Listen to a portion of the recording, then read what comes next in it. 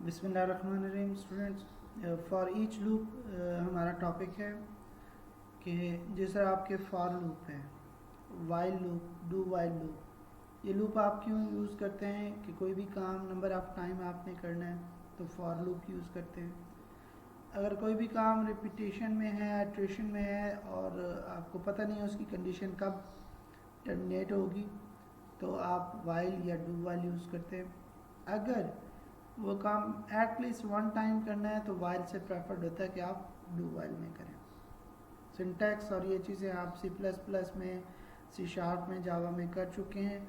यहाँ पे भी हम एक और लूप देख रहे हैं जो आप जावा में कर चुके हैं, फॉर ईच लूप जो है सिंटैक्स वाइज वेरी सिंपल है। फॉर लूप की तरह लाइक आइटरेटिव तो सारे लूप ही आइटरेटिव हैं, बट फॉर लूप की तरह ये नंबर ऑफ़ टाइम चलता है, पर इसको पता होता है कि इसने कितने नंबर ऑफ़ टाइम चलना है।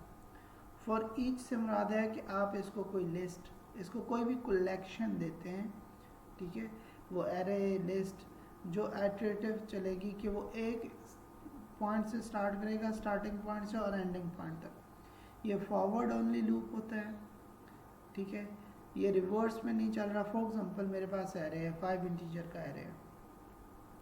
जब मैं उस एरे को फॉर ईच लूप के थ्रू प्रिंट करना चाहूँ तो मैं क्या करूँगा, फॉर ईच जब करूँगा तो उसमें एक एक एलिमेंट, पहले 0 इंडेक्स का एलिमेंट आएगा, फिर 1 इंडेक्स का, फिर 2 का, फिर 3 का, फिर 4 का, 5 एलिमेंट पूरे हो गए। इसमें यह नहीं हो सकता कि मैं पहले तीसरे को एक्सेस करूँ फिर दूसरे पे आऊँ फिर या रिवर्स में आऊँ, नहीं, ये फॉरवर्ड ओनली है। ये हमेशा स्टार्टिंग से स्टार्ट करेगा और एंडिंग तक। इसके बेनिफिट ये हैं कि इसमें आपको इंडेक्स को मेंशन नहीं करना पड़ता। जिस तरह फॉर एग्जांपल क्लास में आप बैठे हैं, आप कहते हो यार ये चीज़ें हर एक स्टूडेंट को देनी है, तो फॉर ईच, और फॉर ईच के लिए आप ये रैंडम नहीं जाते, आप सिक्वेंशली जाते हैं और एक पॉइंट से स्टार्ट होते हैं और सीक्वेंस में आप चलते जाते हैं और आप तक लास्ट पॉइंट तक पहुंचते हैं। तो यही काम इसका है। और फॉर एग्जांपल यहाँ पे एग्जांपल एक लिखी हुई है, इसको हम देखते हैं कि ये इंटीजर एरे है 10 का। फॉर लूप का सिंटैक्स ये होता है कि हम इंडेक्स बनाते हैं, इंडेक्स लेस देन 10 होना चाहिए और लूप लेके हम इनपुट लेते हैं। बट उसको जो फॉर ईच के थ्रू हम डिस्प्ले करना हो, अगर हम फॉर करेंगे तो हमें फिर इसी तरह इंडेक्सेस और फिर प्रिंट करना पड़ेगा। फॉर ईच में क्या होता है कि फॉर ईच का कीवर्ड है, लूप का नेम है, bracket open close, curly bracket इसकी बॉडी होगी। यहाँ पे उसका इनिशियल एक वेरिएबल, एक आइटम का नेम, जिस टाइप की ये कलेक्शन होती है उस कलेक्शन में से एक एक एलिमेंट इस वेरिएबल के पास आता है, उसकी वैल्यू यहाँ पे अवेलेबल होती है और ये उस वैल्यू को आप इसके अंदर यूज़ कर सकते हैं, ठीक है। अगर डायरेक्ट आपको ये एक्सेस करना है तो यहाँ पे इंडेक्स यूज़ हो, वरना फॉर ईच का सिंपल ये कंसेप्ट है कि उस एरे लिस्ट में से, उस एरे में से या लिस्ट में से या कलेक्शन में से एक एक एलिमेंट, एक एक इंडेक्स की वैल्यू इसमें आएगी इस वेरिएबल में। ये A B C X Y C जो भी आप रखना चाहो हो सकता है। ये जिस टाइप की लिस्ट है या जिस टाइप की एरे है उसी टाइप का ये वेरिएबल होगा, नहीं तो आप वार भी कर सकते हो और फिर उस पर आप उसको इस बॉडी के अंदर यूज़ करते हैं। अब ये अगर 10 एलिमेंट हैं तो ये खुद ब खुद 10 टाइम चलेगा। अगर ये 5 एलिमेंट हैं तो ये 5 टाइम चलेगा। इसने हर एलिमेंट को उठाना है और वो भी स्टार्टिंग से, ये रिवर्स ऑर्डर में नहीं चल सकता, ठीक है। ये चीज़ें हैं, इसको हम परफॉर्म करके देखते हैं कोड में फॉर ईच को। फॉर एग्जांपल मेरे पास ये मेन का फंक्शन है प्रोग्राम में, यहाँ पे मैं इंट एरे डिफाइन करना है, ARR is equal to new int और एरे इंडेक्स मेंशन करूँगा कि एरे इंडेक्स में कहता हूँ 5 है फॉर एग्जांपल। अब मैंने इसमें इनपुट लेनी है, मैं कहता हूँ फॉर और int i is equal to 0, index 0 से स्टार्ट होगा, आई इज लेस देन, मैं 5 भी लिख सकता हूँ और एरे डॉट लेंथ भी लिख सकता हूँ और आई प्लस प्लस, उसमें इंक्रीमेंट कर दो और यहाँ पे मैं कह देता हूँ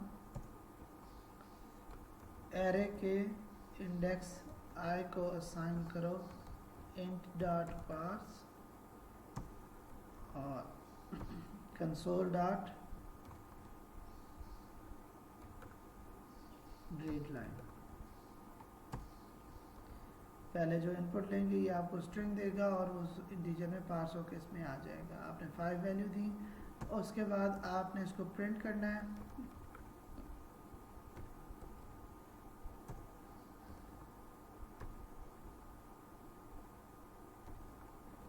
मैं इसे देता हूँ display array using for each. ठीक है जी, यहाँ पे फॉर ईच का कीवर्ड है आपके पास, यहाँ पे इंट कोई भी वेरिएबल इन का कीवर्ड है और यहाँ पे एरे का नेम आएगा या कलेक्शन, कोई भी कलेक्शन हो उसका नेम आएगा। तो ये इसके जितने एलिमेंट्स होते हैं यही एक एक कॉपी करके लाता है। जब ये एंड होता है तो लूप टर्मिनेट हो जाता है। अगर इस एरे में कुछ भी नहीं होगा तो ये लूप नहीं चलेगा। अब इसके अंदर हम कंसोल डॉट राइट लाइन और उस वेरिएबल जिसमें एक एक एलिमेंट की वैल्यू आ रही है वो रख देंगे और यहाँ पे कंसोल डॉट रीड की। ठीक है, इसको हम एग्जीक्यूट करते हैं, परफॉर्म करते हैं। इसको देखें आप, ये आपसे 5 इंटीजर, मैं कहता हूँ 5 12 8 9 1 display array using the for each. जिस सीक्वेंस में है उसी सीक्वेंस में वो डिस्प्ले कर देगा। हाँ, एरे के ऊपर सॉर्टिंग सर्चिंग करनी है वो आप अलहदा से कर सकते हैं, पर ये आपको फॉर ईच का सिंटैक्स बताना था कि यहाँ पे लिस्ट होती है, इसमें हमें इंडेक्सेस की ज़रूरत नहीं है। ये दरमियान में स्किप नहीं कर सकता, ये दरमियान में से ये नहीं जंप नहीं कर सकता, ये इंडेक्सेस के रिवर्स ऑर्डर में नहीं जा सकता। ये फॉरवर्ड ओनली है, सीक्वेंशियल लूप है। ठीक है, फास्ट है, आपको इंडेक्सेस की कोई परेशानी नहीं होती और इस तरह आप इसको यूज़ कर सकते हैं। नेक्स्ट प्रोग्राम में चलते हैं, अगले जेनेरिक फंक्शंस पे नेक्स्ट वीडियो में।